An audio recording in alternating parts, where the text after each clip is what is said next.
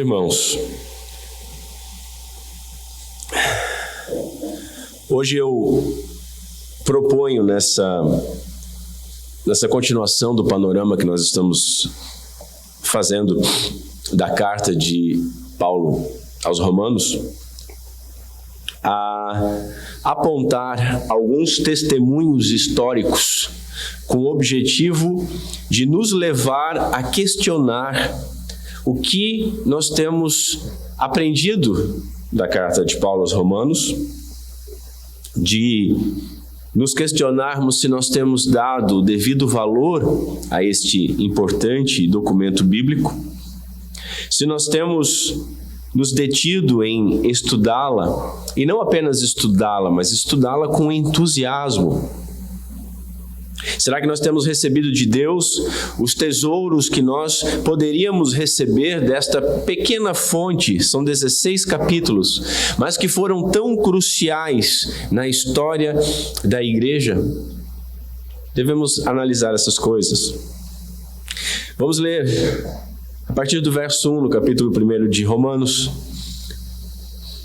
onde a Santa Palavra de Deus nos traz o seguinte: Paulo, servo de Jesus Cristo, chamado para apóstolo, separado para o Evangelho de Deus, o qual antes prometeu pelos seus profetas nas Santas Escrituras, acerca do seu Filho, que nasceu da descendência de Davi, segundo a carne, declarado Filho de Deus em poder, segundo o Espírito de santificação, pela ressurreição dentre os mortos, Jesus Cristo, nosso Senhor, pelo qual recebemos a graça e o apostolado para a obediência da fé entre todas as gentes pelo seu nome, entre as quais sois também vós chamados para serdes de Jesus Cristo. A todos os que estáis em Roma, amados de Deus, chamados santos, graça e paz de Deus nosso Pai e do nosso Senhor Jesus Cristo.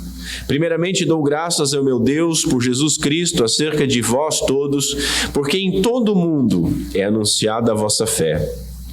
Porque Deus, a quem sirvo em meu espírito, no Evangelho de seu Filho, me é testemunha de como incessantemente faço menção de vós, pedindo sempre em minhas orações que, em algum tempo, pela vontade de Deus, se me ofereça boa ocasião de ir ter convosco. Porque desejo ver-vos, para vos comunicar algum dom espiritual, a fim de que sejais confortados, isto é, para que juntamente convosco eu seja consolado pela fé mútua, assim vossa como minha. Não quero, porém, irmãos, que ignoreis que muitas vezes propus ir ter convosco, mas até agora tenho sido impedido, para também ter entre vós algum fruto, como também entre os demais gentios. Eu sou devedor, tanto a gregos quanto a bárbaros, tanto a sábios quanto a ignorantes. E assim, quanto está em mim, estou pronto para também vos anunciar o Evangelho, a vós que estáis em Roma. Porque não me envergonho do Evangelho de Cristo, pois é poder de Deus para a salvação de todo aquele que crê, primeiro do judeu e também do grego. Porque nele se descobre a justiça de Deus de fé em fé, como está escrito, mas o justo viverá pela fé. Porque do céu se manifesta a ira de Deus sobre toda a impiedade e injustiça dos homens que detêm a verdade e injustiça. Até aqui, meus irmãos. Curva a sua cabeça mais uma vez, vamos mais uma vez ao Senhor em oração. Senhor Deus, nosso Pai, tem misericórdia de nós nesta manhã. Glorifica o nome do Teu Filho em nosso meio. Abre, Senhor, os nossos corações, para que sejamos despertados a um amor à Tua Palavra, que sejamos despertados a uma curiosidade santa para aprendermos mais de Ti, e que o nosso desejo de aprender seja para Te melhor cultuar, melhor Te adorar, melhor Te obedecer. Nos ilumina com Teu Santo Espírito. Nós confessamos as nossas debilidades. Me ajuda, Senhor, particularmente nas minhas debilidades. Que eu tenha voz até o final da mensagem. que não seja torturante para os nossos queridos irmãos ouvir-me nesta manhã. Que teu Filho seja exaltado em nosso meio. É o que nós te pedimos no nome santo de Cristo Jesus. Amém. Meus irmãos, perdão. Nós vimos no primeiro panorama alguns apontamentos sobre as razões que levaram Paulo a escrever essa carta, assim como algumas ênfases doutrinárias que o apóstolo apresenta. Depois vimos no panorama temático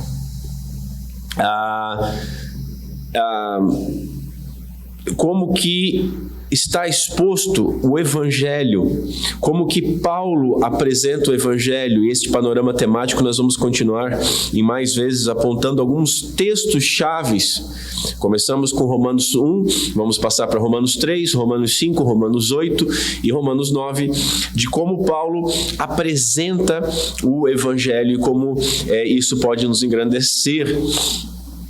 O intuito desse panorama é porque nós vamos, verso a verso, demorar a chegar a essas coisas, mas aí nós já temos um apontamento a respeito do Evangelho. Vimos nesse primeiro panorama qual a procedência do Evangelho, da onde que ele vem, de quem ele fala, para quem ele é e do que se trata. Hoje, nós veremos a importância desta carta. Veremos que ela é o Evangelho sistematizado e que a sua compreensão ela é fundamental para nós compreendermos toda a Escritura, principalmente o Antigo Testamento. Veremos também alguns testemunhos históricos de como essa carta, em momentos-chave da história, ela transformou homens que mudaram o mundo. Por fim, veremos o que nós podemos e o que nós devemos esperar dessas exposições e como devemos nos preparar para esse objetivo. Como eu afirmei, na primeira parte do panorama, nós estamos reunidos em volta da palavra de Deus em um culto. Apesar de ser algo um pouco mais semelhante a uma palestra, nós não estamos reunidos para uma palestra, mas para um culto a Deus. Eu concordo com o Dr. Lloyd Jones quando ele diz que é sempre uma ocasião para adoração. Portanto, toda vez que considerarmos ou que estudarmos a Bíblia, nós estamos necessariamente prestando culto. Aproveitando sobre Romanos, Lloyd Jones ele diz que foi redigido como uma carta de um grande pastor. Não é um tratado teológico, escrito por especialistas e para professores, mas é uma carta escrita para uma igreja. E como toda literatura neotestamentária, ela tinha em vista um objetivo e um fim, uma finalidade prática. Dessa forma, senhores, eu não me desculpo de maneira alguma por prolongar os panoramas que nós estamos apresentando e muito menos por prolongar as exposições posteriores, que vão ser feitas de modo bem lento. Será glorioso e eu espero que muito frutífero todo o nosso esmero em estudar a carta de Paulo aos Romanos, principalmente com a iluminação do Todo-Poderoso Espírito Santo de Deus. Que Deus nos ajude. Então, em primeiro lugar, meus irmãos, vamos ver a importância da carta aos Romanos. O reverendo Augusto Nicodemos, ele chama a atenção um detalhe muito interessante. As cartas de Paulo, elas normalmente têm em média 1.300 palavras. E Romanos tem 7.100 palavras. É uma quantidade expressivamente maior. Romanos não é conhecido apenas por ser a maior carta de Paulo, mas por ser provavelmente a mais importante carta que Paulo escreveu.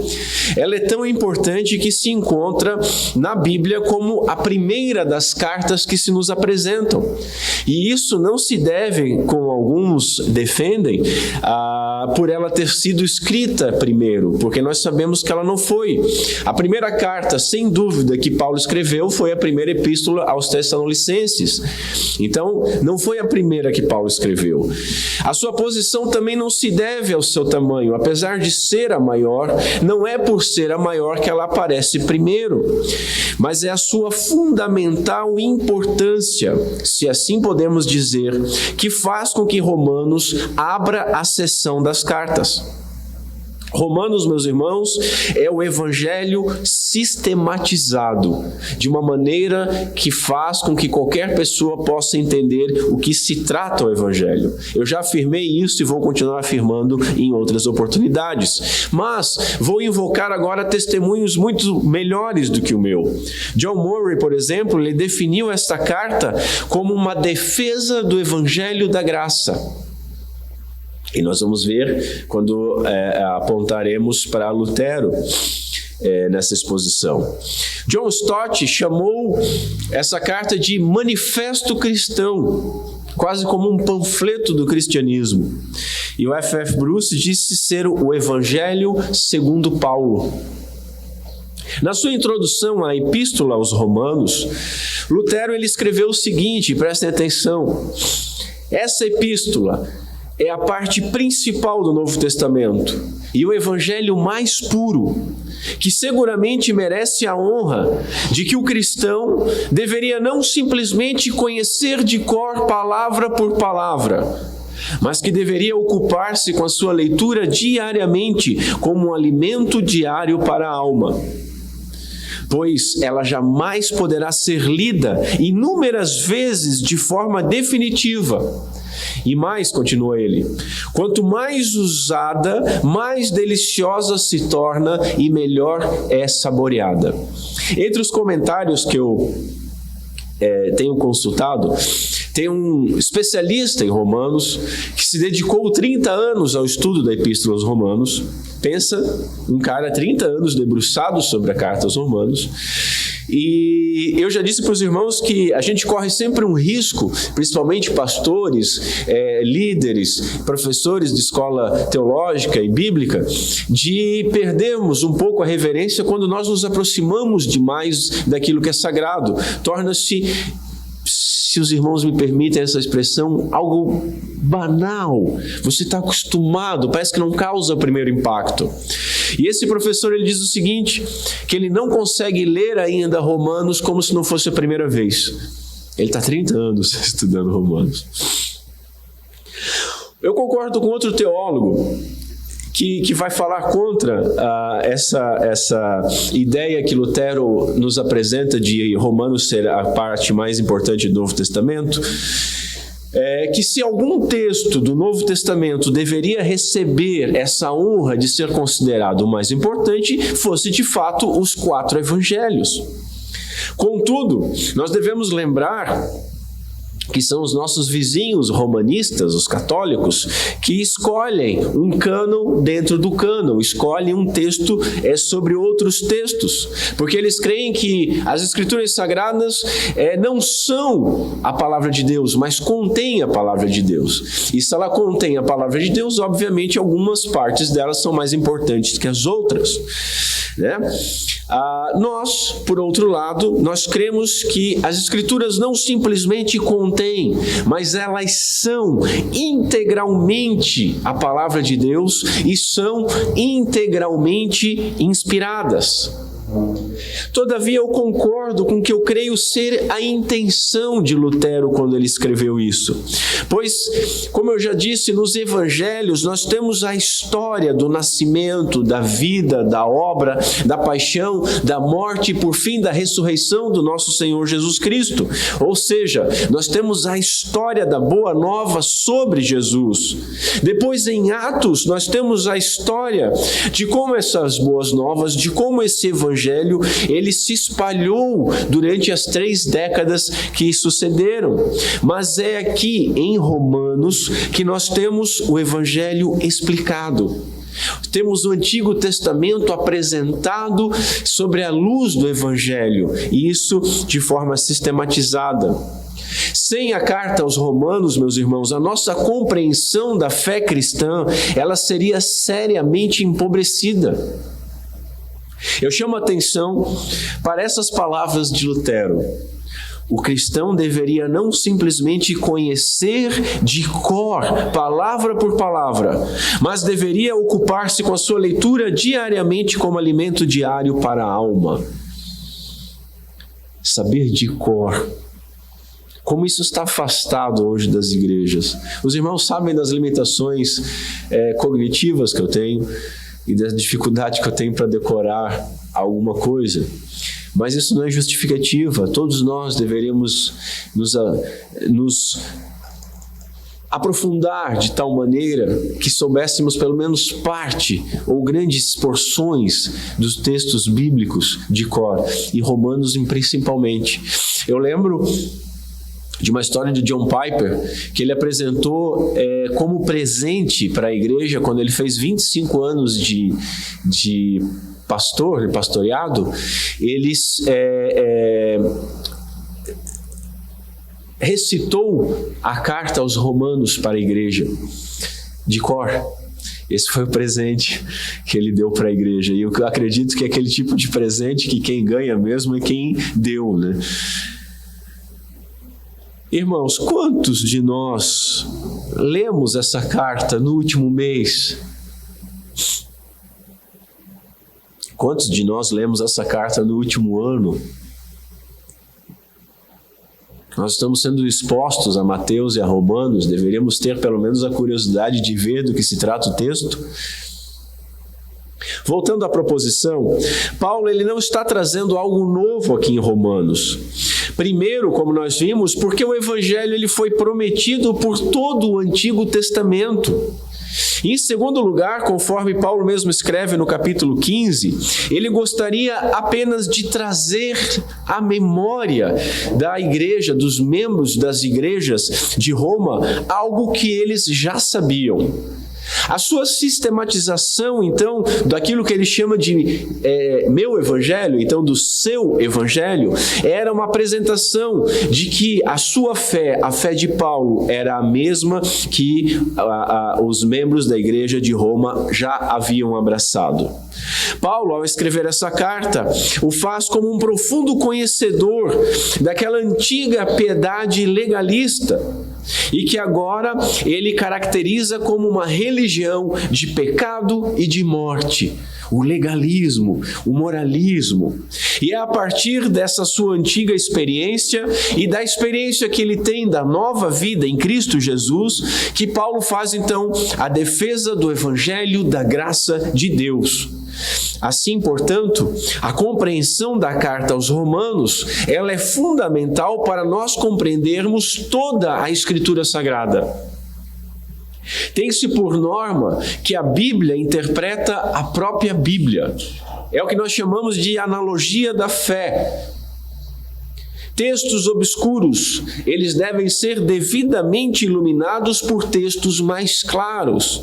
E é exatamente esse movimento contrário que faz a igreja atual, principalmente no movimento neopentecostal.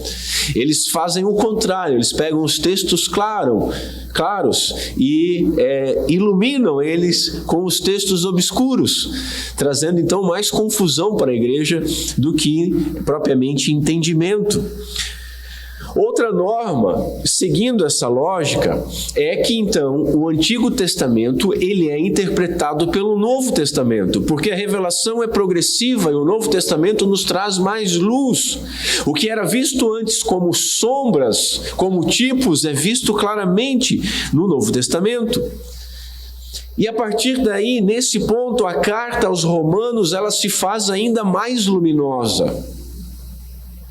Como vimos, a novidade que Paulo pregava é que o antigo evangelho da graça, proclamado ao longo de todas as Escrituras, havia agora se cumprido em Cristo Jesus. O evangelho não é mais a promessa, mas é algo que foi cumprido, que foi realizado, que foi efetivado e que salva unicamente pela graça, por meio da fé, onde encontramos paz com Deus e onde nenhuma condenação há para aqueles que estão em Cristo Jesus, porque foram agora chamados e adotados e anseiam serem glorificados. Em Romanos, nós encontramos o maior número reunido de citações do Antigo Testamento que Paulo jamais concentrou. São cerca de 60 citações espalhadas em 16 breves capítulos. É muita coisa. Tanto Calvino quanto o Dr. Lloyd Jones afirmam que uma verdadeira compreensão desta carta será então uma porta aberta a todos os tesouros da Escritura. Por isso, eu clamo aos irmãos, leiam e releiam Romanos com muita atenção. Todas as cartas anteriores escritas por Paulo, elas tratavam de problemas ou de necessidades das igrejas locais. Mas agora, o apóstolo ele trata de pensamentos já amadurecidos com relação ao Evangelho. Quando ele escreve em Romanos, ele já tem um bom tempo de estrada dentro do cristianismo. Então ele tem todo o arcabouço de ser um fariseu muito bem disciplinado na teologia judaica, e ele tem agora um bom tempo de não só ter a revelação, mas ter essa revelação sendo exposta, pregada como missionário. E aí ele escreve esse texto. Sabemos que toda a Escritura aponta para Cristo Jesus e as boas novas do Evangelho. E sabemos ainda que toda a Escritura, ela nos diz respeito. Mas é aqui, meus irmãos, é aqui que todo pecador penitente ou impenitente, ele ouvirá o Evangelho de uma forma mais direta. Como escreveu William Tyndale, parece evidente que a intenção de Paulo era abranger resumidamente nessa epístola, de modo completo, todo o aprendizado do Evangelho de Cristo e preparar uma introdução ao Antigo Testamento. Sim, pois quem tem inteiramente no coração esta epístola tem consigo a luz e a substância do Antigo Testamento. Daí que todos os homens, sem exceção, se exercitem nela com diligência e a recordem noite e dia, até se familiarizarem com ela completamente. Notem que outro grande e piedoso cristão fala sobre estudar Romanos com diligência e recordar diariamente até se familiarizarem com ela completamente. Faremos bem em ouvir essas coisas. Mas o ponto proposicional é: Romanos, ele ilumina o Antigo Testamento de uma forma sem igual. Para você entender claramente o Antigo Testamento, é Romanos e depois Hebreus. E você vai ter uma clara janela para você conseguir penetrar nos tesouros do Antigo Testamento. A carta, meus irmãos, ela é de uma lógica eloquente e de um raciocínio vivaz. Romanos é a declaração doutrinária oficial de Paulo, como eu já afirmei, é o currículo de Paulo. É o que ele se apresenta dizendo: olha, é isso que eu creio, é isso que eu sou, e disso eu não me envergonho, e eu sei que vocês creem na mesma coisa, por isso eu sou um de vocês. E com esse propósito, ele escreveu sistematicamente apresentando o Evangelho para as várias congregações na cidade de Roma. Francis Schaeffer, ele diz que até pouco tempo atrás, Romanos era estudada nas escolas de direito como uma disciplina da arte de argumentação. Você já parou para pensar nisso? Nós não damos valores a essas coisas, mas o mundo já deu. Claro que pouco tempo, na sua época, Francis Schaeffer morreu em 1984, já faz um bom tempo, e isso bota pelo menos mais uns 30, 50 anos para trás. Mas ela era estudada como arte de argumentação em escolas de direito. Um outro teólogo afirma que a carta pode ser entendida como um diálogo entre Paulo e um opositor anônimo. E ao apresentar o Evangelho, o apóstolo parece ouvir esse opositor levantando diversas objeções à sua argumentação. E então, argumento após argumento, o apóstolo vai desenvolvendo o seu corpo doutrinário, o que é de uma grandeza didática em uma forma de argumentação plena e retórica. E os irmãos notam como Paulo parece que está de vez em quando respondendo ao interlocutor. Em segundo lugar, meus irmãos, vejamos agora alguns exemplos de testemunho histórico da influência da carta aos Romanos. O Lloyd Jones ele acertadamente afirma que há um sentido em que podemos dizer com toda a veracidade que possivelmente a Epístola aos Romanos teve um papel mais importante e mais crucial na história da igreja do que qualquer outro livro da Bíblia. E eu concordo com o Lloyd Jones. A sua influência para a cristandade ela é imensurável.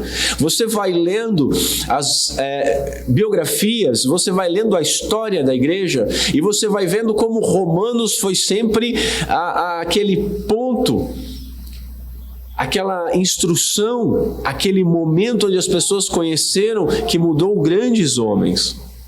Somente para citar alguns vultos da história, vejamos primeiro Agostinho de Hipona. Agostinho foi um intelectual nobre e professor de retórica, alguém muito inteligente. É só você ler algum texto de Agostinho que você vê quão distante você está da verdadeira cultura. Mas ele vivia uma vida prisioneira de paixões carnais.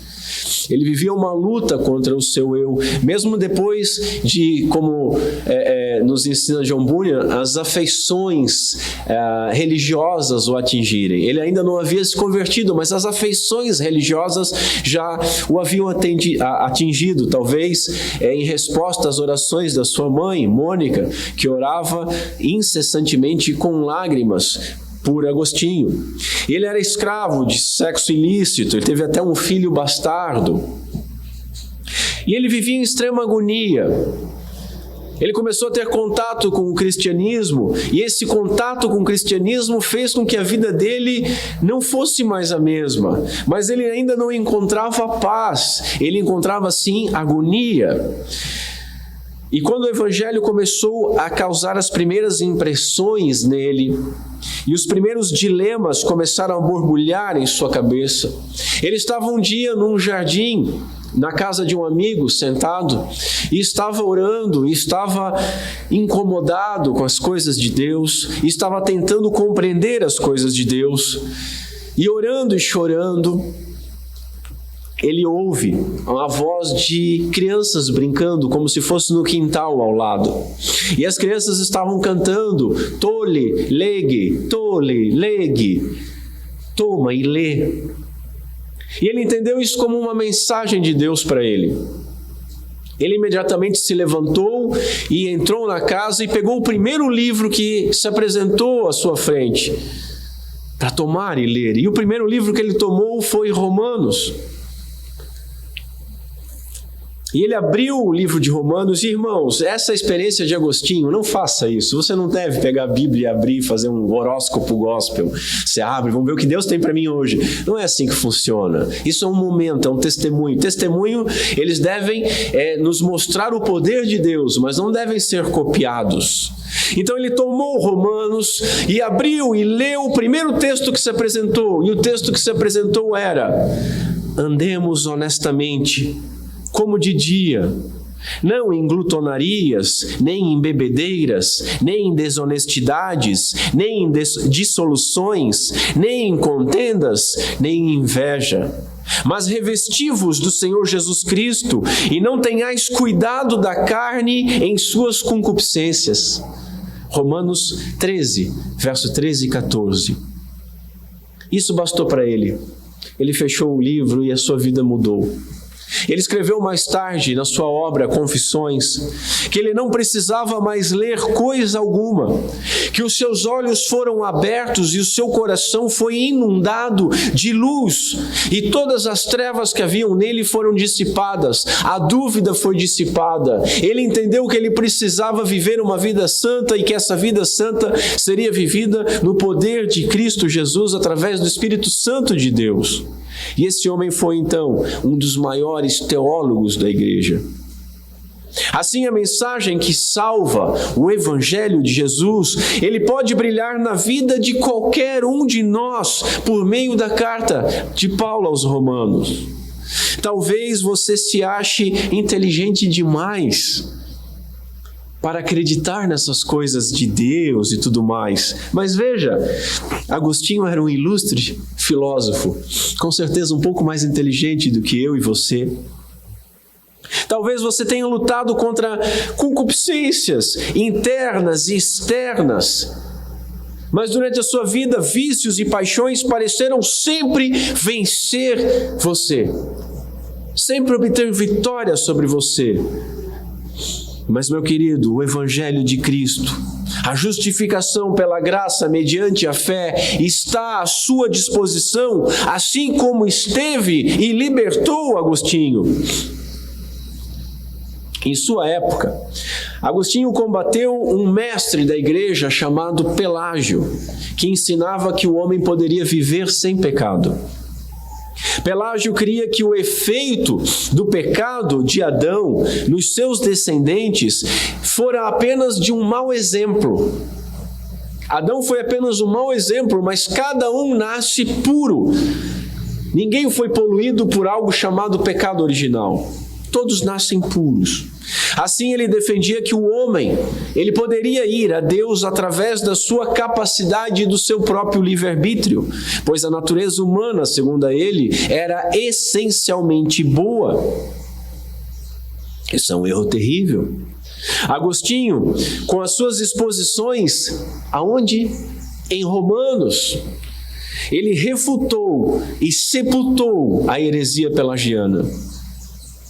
Pena que faltou uma última pá de cal, né? Porque o próprio catolicismo romano pegou um semi-pelagianismo e depois os discípulos de Armínio, chamados remonstrantes, ressuscitaram esse semi-pelagianismo dentro da igreja reformada e nós temos o que temos hoje, a defesa de livre-arbítrio e de escolha de Deus e de perda de salvação e de santidade plena. E ai meu Deus, mas veja bem, Agostinho, com as suas exposições em Romanos, ele silenciou Pelágio na sua época. A influência de Agostinho atingiu diretamente Lutero e Calvino. Lutero, um monge agostiniano. Calvino, só para os irmãos terem noção, na sua obra mais conhecida e mais importante, talvez a obra mais importante do cristianismo, escrito por um homem não inspirado, nas Institutas há 318 citações de Agostinho. É bastante coisa. Basicamente é uma releitura de Agostinho. Mas, já que eu falei em Lutero, e falei que ele foi um monge agostiniano, vamos ver a sua história. Ele, formado como doutor em teologia, ele passou a trabalhar como professor agora de teologia e começou a ensinar Romanos. Ele possuía um coração atormentado, ele queria ser íntegro, ele queria ser temente a Deus. E ele buscava isso na sua força, no braço da carne, mas ele não encontrava obras suficientes que pudessem agradar e conquistar o favor divino. Se nós devemos conquistar o favor de Deus pelas nossas obras, qual é a quantidade dessas obras? Qual o momento que nós aplacaríamos a ira de Deus ou seríamos bem vistos diante de Deus pelas nossas obras? Logo no início dos seus estudos, Lutero sofreu com a passagem do primeiro capítulo, verso 17. Porque nele se descobre a justiça de Deus, de fé em fé, como está escrito, o justo viverá pela fé. E o que ele fez quando ele encontrou esse texto? Esse texto, podemos dizer que o feriu. E ele pegou e fez o que chama-se de meditação. Ele ruminou nesse texto dia e noite. Às vezes as pessoas nos aconselham a tratar a Bíblia Sagrada como uma prova de um concurso público, onde você chega numa questão que você não sabe, você não deve ficar patinando ali, pula para outra. Mas a Bíblia Sagrada não deve ser vista dessa forma. E Agostinho pegou esse verso e ficou durante um bom tempo dando realmente murros em ponta de faca. Ele ficou tentando entender, e ficou lendo, e ficou estudando, e ficou meditando, e ficou orando. E ele escreve que chegou a odiar a Deus por conta disso. Porque Deus exigia algo dele, da humanidade, que nenhum homem poderia dar. Até que após muito tempo de meditação, esse verso ele entrou como um raio de luz no coração de Lutero. E então ele compreendeu que a justiça de Deus é a obra de Cristo, aquilo que nós expomos há 2 domingos, e ela é revelada pelo Evangelho, e é crida e imputada por meio da fé. Bom, o resultado disso foram suas teses. Primeiro, 92 teses sobre o livre-arbítrio e depois as teses sobre as indulgências que foram pregadas no mural da Capela de Wittenberg, na Capela do Seminário, e resultou no pontapé inicial da Reforma Protestante em 1517. Olha a importância de Romanos. Lutero ele escreveu o seguinte: não obstante o caráter irrepreensível da minha vida como monge, irmão, se você ler fatos biográficos dele, você vai ver que era um monge prateleira de cima. Era comer ervilha, chicotada nas costas, porque esqueceu de meditar na palavra de Deus durante tanto tempo pela manhã. Não obstante o caráter irrepreensível da minha vida como monge, eu sentia-me pecador diante de Deus e tinha consciência extremamente inquieta. Eu não conseguia crer que ele havia sido aplacado pela satisfação que eu dava. Olha a luz do Evangelho, a má nova. Eu não amava esse Deus justo que castigava os pecadores, mas sim o odiava. Por fim, pela misericórdia de Deus, eu comecei a entender que a justiça de Deus é a justiça pela qual o justo vive, por uma dádiva de Deus, ou seja, pela fé. E eu senti que havia nascido de novo e entrado pelas portas abertas do paraíso.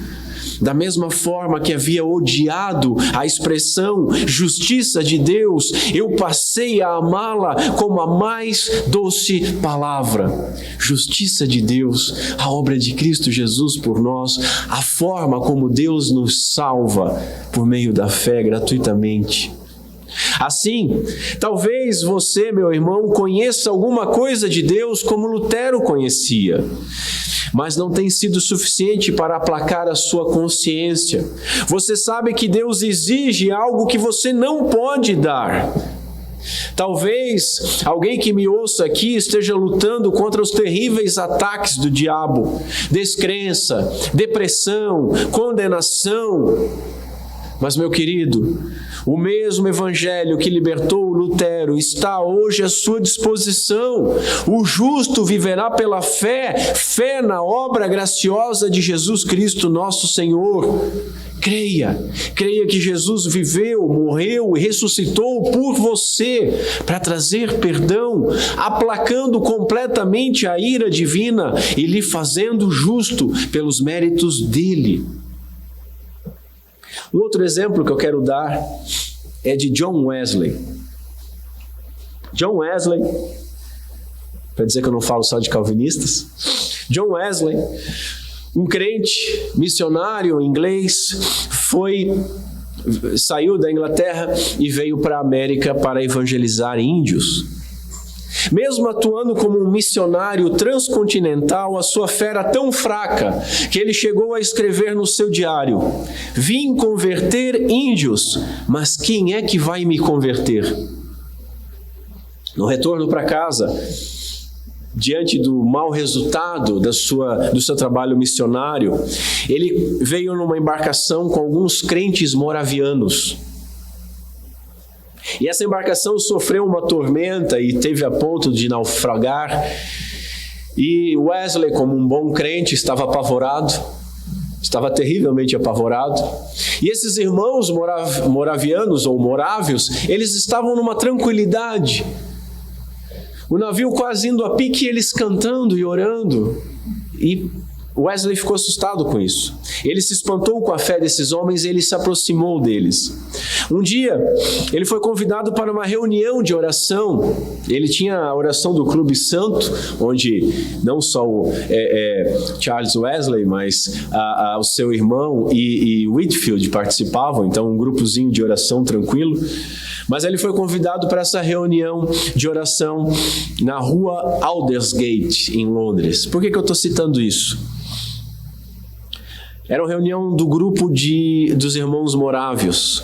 E ele escreve no seu diário que ele foi para lá muito a contragosto. Eu gosto da sinceridade desses homens, né? Aquilo que eu falo, deixa eu fazer um parênteses para os irmãos. Eu sempre falo para os irmãos, quando você for orar para Deus, seja sincero, irmão. Tira a tua máscarazinha de santidade, tira a máscarazinha de hipocrisia. Deus está diante de você durante a prática dos seus pecados, durante os pensamentos dos seus pecados, que Ele vasculha o seu coração, diante das intenções daquilo que você faz, que pode parecer bom para os homens. Ele sabe. Então você não precisa tentar enganá-lo, né? Seja sincero. Lutero escreveu que odiava Deus. Mas vale mais essa sinceridade, meu irmão, do que você dizer, eu amo o Senhor mais que tudo, mas não ama nem mais do que o teu celular. Então fica a dica. Ele escreve que foi essa reunião muito a contragosto. O líder dessa reunião, ele leu o prefácio de Lutero ao comentário de Romanos. Assim como nós fizemos aqui nas reuniões de oração, nós temos uma leitura de algum texto. Comentário de Lutero a Romanos. Desse evento, meus irmãos, nasceu a convicção de fé daquele que foi um dos principais responsáveis pelo grande despertamento espiritual que varreu a Inglaterra no século XVIII. Sim, Wesley era um arminiano, mas há arminianos como eles em nossos dias. E não só um grande avivamento, mas a salvação da Inglaterra. Porque justamente nessa época, o ímpeto revolucionário estava devastando a França com a Revolução Francesa. E os ideais da Revolução, eles foram jogados por terra na Inglaterra. Porque na Inglaterra, o Espírito Santo de Deus estava movendo homens e mulheres cheios do Espírito Santo e da Palavra de Deus. Wesley, ele escreve depois no seu diário o seguinte: eu senti o meu coração ser tocado de maneira um tanto estranha e senti ele aquecido. Até tem uma piada que os metodistas que vieram desse movimento de Wesley, eles têm o coração aquecido. Aí ele escreve: senti o meu coração aquecido. Agora presta atenção nisso. Eu senti que cria única e exclusivamente em Cristo para a salvação e recebi a convicção de que Ele havia removido os meus pecados. Sim, até mesmo os meus pecados, e havia salvado a minha vida da lei do pecado e da morte. Confesso, meus irmãos, que eu estava em dúvida sobre como fazer essa exposição e se eu deveria fazer essa exposição falando desses homens. Mas, justamente pelo testemunho de Wesley, foi que eu decidi apresentar essa exposição hoje.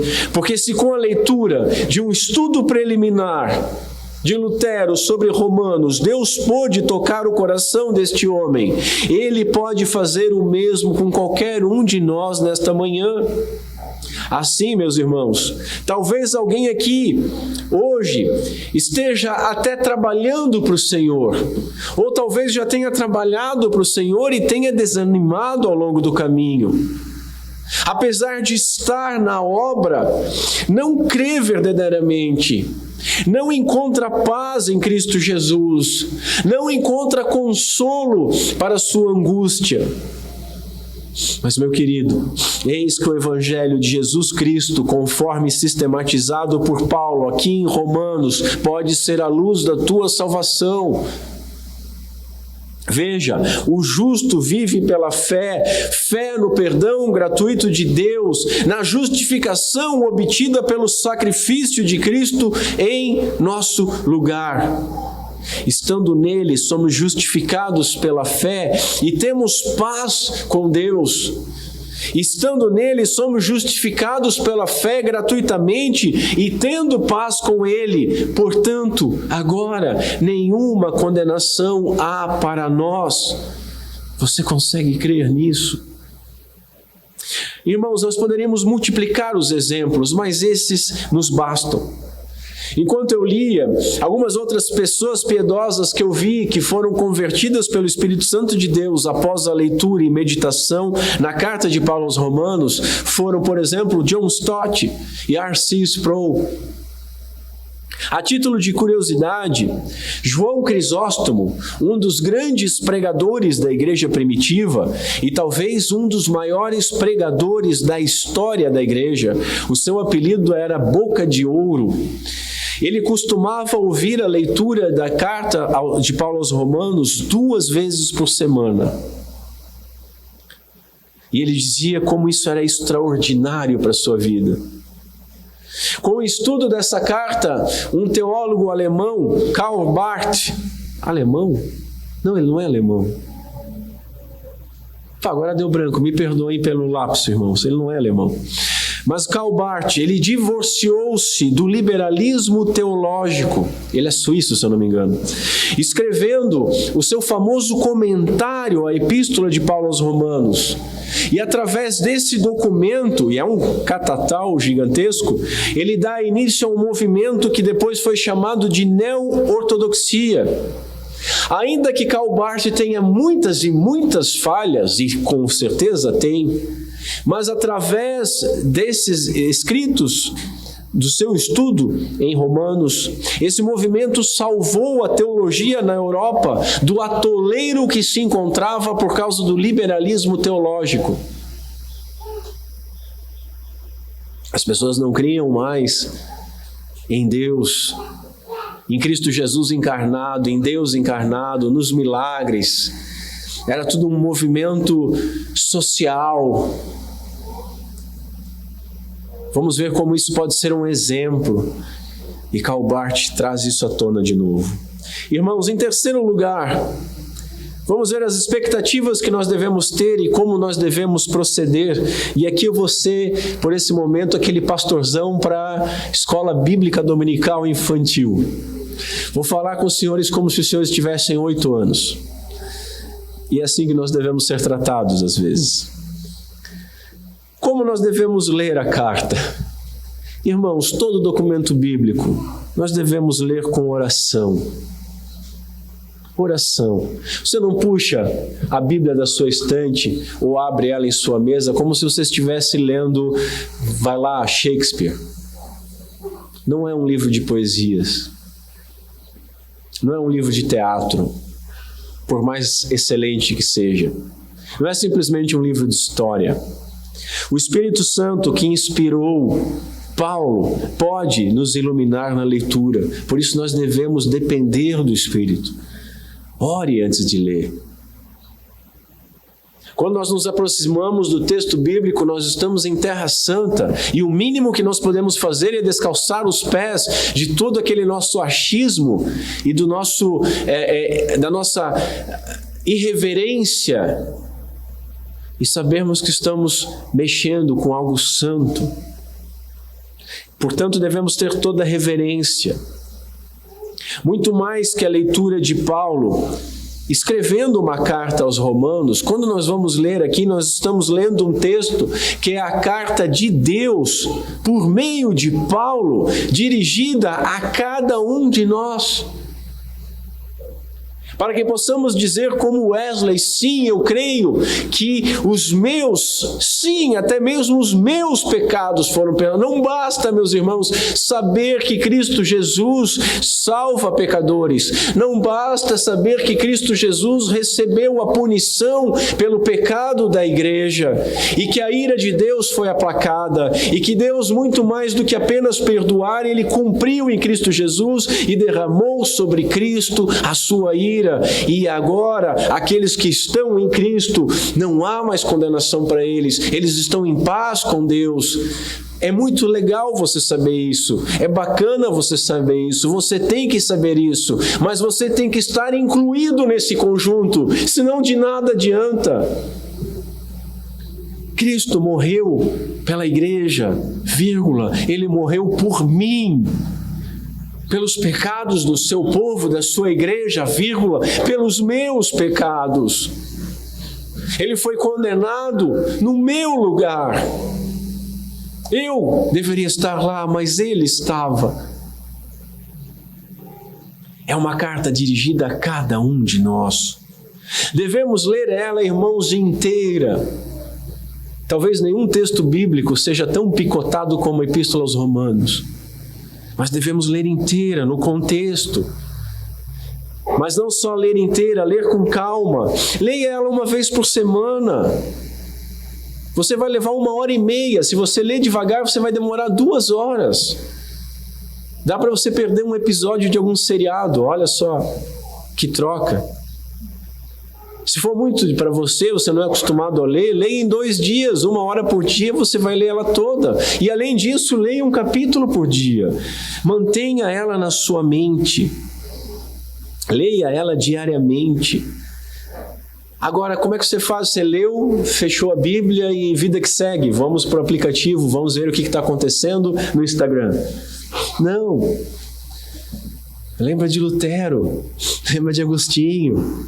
Leia e medite naquilo. Coloque aquela instrução dentro do seu coração e fique ruminando aquilo no decorrer do dia. Por isso, um ótimo momento para você ler é de manhã, para você passar o dia todo com aquilo na sua mente. Leia à noite também, para você ir dormir com aquelas coisas na sua mente. Medite, pense, converse com alguém sobre o que você leu, anote dúvidas, anote o que você entendeu. Como que nós devemos vir para essas exposições, meus irmãos? Em primeiro lugar, venha para as exposições. Eu falei que eu ia falar como se fosse para 8 anos. Crianças de 8. Venha para as exposições. Apesar do desejo de Paulo ir visitar a igreja de Roma e ter sido impedido, como eu falei, ele entrou em Roma como um prisioneiro. Agora analise o seguinte: a providência de Deus determinou isso para que por meio de Paulo nós tivéssemos em mãos essa inspirada obra-prima sobre a doutrina do Evangelho, nas palavras do MacArthur. Ou como escreveu um outro teólogo, dessa forma, irmãos, a providencial frustração do louvável propósito de Paulo levou o permanente enriquecimento de toda a igreja de Deus. Vou traduzir isso em miúdos. Paulo queria ir para Roma. Deus não permitiu que ele fosse. Então Paulo escreve para a igreja de Roma, para os romanos, e nós temos esse documento em nossas mãos, inspirado por Deus. Isso é soberania, isso é amor. E para esse mesmo Deus que tornou isso possível, aprove ele que na nossa plenitude do tempo nós estivéssemos estudando essa carta. Portanto, meu irmão, aproveite. Convide amigos, convide familiares e venha. Assim como você deve orar antes de ler, você deve orar antes de vir. Hoje é dia de escola bíblica dominical. Sério, como é que você vem para a igreja, irmão? Você acorda, a escola teológica passou para tarde, então eu posso dormir 1 hora a mais. Eu ouvi isso. Como eu ficaria feliz se alguém tivesse me dito assim: ai, que bom, Beto. Que bom, porque aí eu vou ter 1 hora a mais para orar, para ler a Escritura, para vir acordado, para não ficar dormindo durante o culto. Eu vou ter 1 hora a mais para isso. Glória a Deus. Nós devemos vir para a igreja na expectativa de recebermos algo, de ouvirmos algo, de sermos confrontados, de sermos destruídos pela palavra de Deus e refeitos pela mesma palavra que tanto nos agride quanto nos consola. Mas, meu irmão, se o culto começa às 10, você acorda às 9h30, pula dentro da roupa, escova os dentes colocando o sapato, vem correndo, chega ofegante e atrasado. Aí você sai do culto, Deus não falou nada comigo, mas... Irmão, né? Você deve orar antes de ler, deve orar antes de vir. Aliás, deve orar antes de vir a todo e qualquer culto. Faz um teste. Eu desafio os irmãos, faz esse teste e depois fala comigo. Como não tem dinheiro para dar de volta, nem vou ter o tempo para dar de volta, mas eu tenho certeza que eu não preciso dar nada de volta para os irmãos. Faz esse teste, ora antes de vir. Senhor, fala comigo. Expõe hoje, Senhor, os meus pecados. Que hoje a palavra possa tocar profundamente. Senhor, sonda-me. Mostra para mim o que eu tenho que mudar. Senhor, consola-me. Senhor, eu estou em dúvida, eu estou com problema, eu estou em dificuldade, mas a minha maior dificuldade é a fé em Ti, que faz com que eu pudesse, igual os moráveis, estar sentado num barco naufragando e cantando louvores a Ti. A minha vida pode estar naufragando, mas eu preciso do Teu consolo e do Teu conforto, e só Tu podes me dar. Então, Senhor, me dá. Vim com essa ansiedade. Chegar antes, aí você cumprimenta os irmãos, toma sua aguinha e senta quando começa o culto. Fala, Jeová. Faça anotações. Faça anotações. Tem gente que aprende melhor, aliás, todo mundo aprenderia melhor se anotasse as coisas. Isso é comprovado. Mas não só anote, leia essas anotações depois. Não faça como eu. Esses dias eu achei um caderno com anotações de assim que eu me converti. Tem muita coisa lá a anotar. Nunca consultei aquilo. Leve para casa. Você, pai, você vai fazer o seu culto familiar. Você tem bastante coisa que foi exposto na pregação que você pode trazer. Você pode falar com o seu cônjuge. Mulheres, você pode perguntar para o seu marido, pode ensinar para os seus filhos. Filhos, adolescentes, vocês têm capacidade. Vocês estão expostos a tantas doutrinas na escola. Vocês têm capacidade, anotem, perguntem, questionem. Por fim, o que pode ocorrer? O que pode ocorrer com essas exposições? Um teólogo diz que Romanos foi o baluarte da reforma, a grande correção dos erros do catolicismo medieval e a proteção contra as seitas modernas. O Evangelho de Deus, divinamente revelado em Romanos, é o antídoto para a Babel dos falsos evangelhos de hoje e de qualquer tempo. Essa epístola, considerada um documento profundíssimo, porém simplicíssimo, dirige-se à humanidade pecadora como ela é, a todos nós. John Murray, ele, na sua introdução à epístola, ele afirma que a carta aos Romanos é a palavra de Deus e seu tema é o Evangelho da graça divina, e o Evangelho anuncia as maravilhas da condescendência e do amor de Deus. Se não nos deixarmos enlevar pela glória do Evangelho e não formos introduzidos no santo dos santos da presença de Deus, teremos perdido de vista a finalidade grandiosa desse sagrado depósito. Eu amei quando ele escreveu isso, porque isso é um depósito da fé, é um depósito numa urna sagrada que é a nossa Escritura. E ele continua: é somente pelo fato de que Deus, da graça, insuflou tesouros em vasos de barro, que nós, homens, recebemos a incumbência e o privilégio de empreender tal exposição. Se qualquer êxito acompanhar esse esforço, tudo será pela graça do Espírito Santo de Deus, sob cuja inspiração a carta foi escrita e sob cuja iluminação a igreja tem sido conduzida a interpretá-la. Contamos hoje, irmãos, com esse documento inspirado pelo Espírito e contamos com a força e a iluminação do mesmo Espírito para nos iluminar e nós apreendermos. E não só aprendermos, apreendermos, internalizarmos, tomarmos posse do conhecimento que Paulo, divinamente inspirado, nos trouxe a Romanos. Um pastor diz o seguinte, que se nós compreendermos a mensagem dessa carta, como fizeram os homens de fé de séculos passados, experimentaremos um reavivamento em nosso coração, um reavivamento em nosso lar e um reavivamento em nossa igreja. Irmãos, nós precisamos desses reavivamentos. Precisamos nos nossos corações. Eu sei como é que está a minha vida e como é que está a vida dos irmãos. Precisamos em nossos lares e precisamos em nossa igreja. F.F. Bruce, ele encerra a sua introdução aos Romanos com as seguintes palavras. E eu peço a atenção dos irmãos, porque F. Bruce é considerado uma pedra de gelo, quase um escolástico, dentro dos teólogos protestantes. Ele é uma pessoa extremamente calma, uma pessoa extremamente centrada. Poderíamos dizer que ele é a figura de um reformado presbiteriano.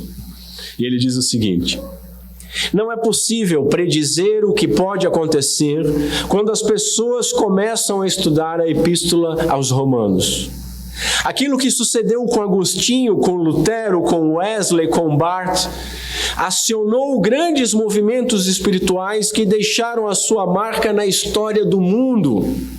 Mas coisas parecidas com essas aconteceram muito mais vezes com pessoas bem comuns, quando as palavras desta epístola penetraram nelas com poder.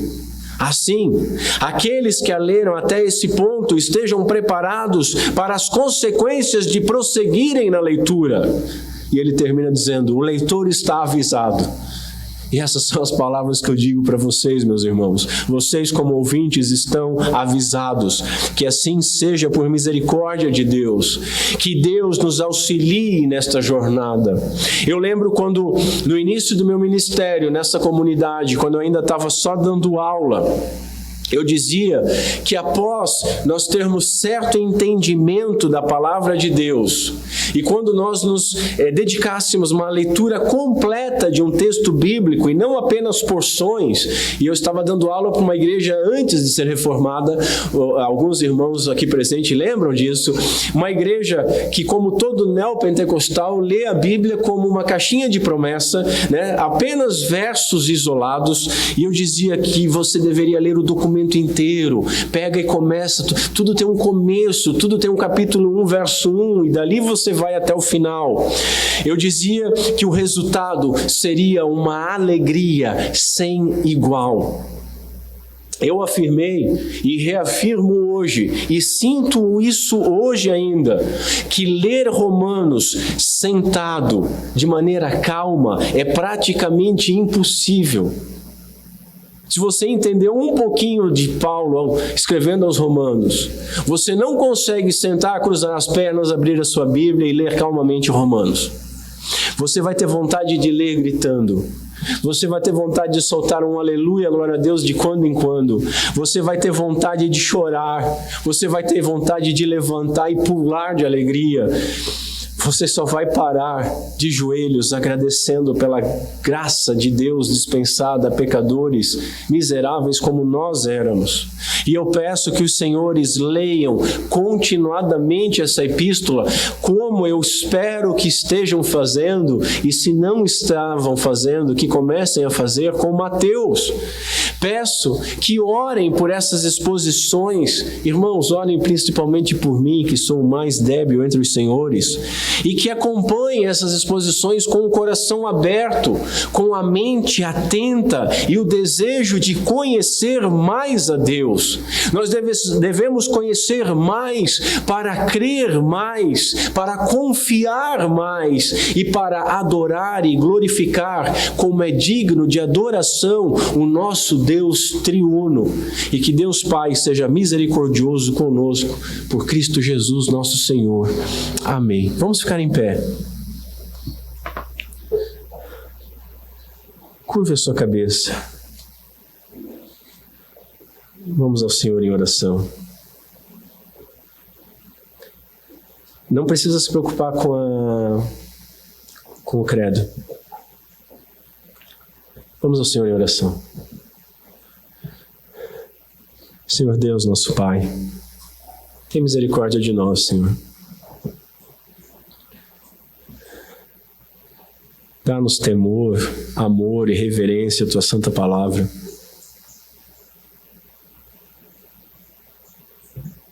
Que nós valorizemos a Tua condescendência de se revelar a nós. Nós nunca te descobriríamos se não fosse tu falando conosco, Senhor. E te agradecemos por isso. Que tesouro! Obrigado, Senhor, pela palavra de Deus em nossas mãos, que custou o sangue de tantos homens e mulheres.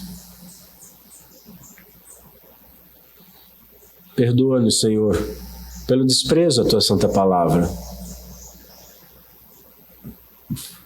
Como escreveu um servo teu, há pó em cima de muitas Bíblias suficiente para escrever os nossos pecados nelas. Que não seja mais assim, Senhor. Que nós tenhamos as nossas Bíblias abertas, os nossos olhos atentos à tua santa palavra, os nossos corações abertos a recebermos o tesouro especial, espiritual, celestial, por meio do teu Santo Espírito. Que possamos orar e depender da iluminação desse Espírito Santo que inspirou o teu apóstolo a nos trazer essa sistematização do Evangelho. Que possamos, Senhor, ao longo dessas exposições, sermos bem versados nessa epístola, para que tenhamos uma compreensão cada vez mais profunda da tua graça, da tua misericórdia, do nosso pecado, do teu chamado, do propósito da eleição, de sermos adotados como filhos em Cristo Jesus. Que essas coisas não estejam somente na nossa mente, mas desçam para os nossos corações e produzam frutos abundantes, Senhor, para a glória do teu santo nome. Aviva-nos. Dá-nos a compreensão dessa epístola para que nós possamos compreender melhor todo o Antigo Testamento. Nos ajuda, Senhor. Tem misericórdia de nós. E transforma, Senhor, as nossas vidas, assim como já transformaste a vida de tantos homens e mulheres ao longo da história. Aviva as nossas famílias, aviva a nossa vida individual, cada um de nós, e aviva, Senhor, por meio dessas vidas individuais avivadas, a tua igreja, a tua comunidade. Dá-nos, Senhor, um cansaço dessa vida sem graça, sem muito propósito que temos vivido. Perdoa-nos por esse pecado e não deixe-nos desperdiçar a nossa vida. Dá-nos, por meio da tua epístola aos Romanos, um propósito definido, louvor aos nossos lábios, ousadia e entendimento para proclamar a mensagem de salvação para aqueles que precisam ouvir, pois como crerão se não há quem pregue? Que os nossos lábios possam ser inundados por uma torrente de louvor e adoração e dependência a Ti, e que, tendo compreensão que a nossa vida é entregue à morte todos os dias, que vivamos na esperança, na expectativa daquele glorioso dia, sabendo que até lá nada nos separará do Teu amor, Senhor. Que seja tudo por Ti, para a glória do Teu santo nome. É o que nós te pedimos em nome de Cristo Jesus. Amém.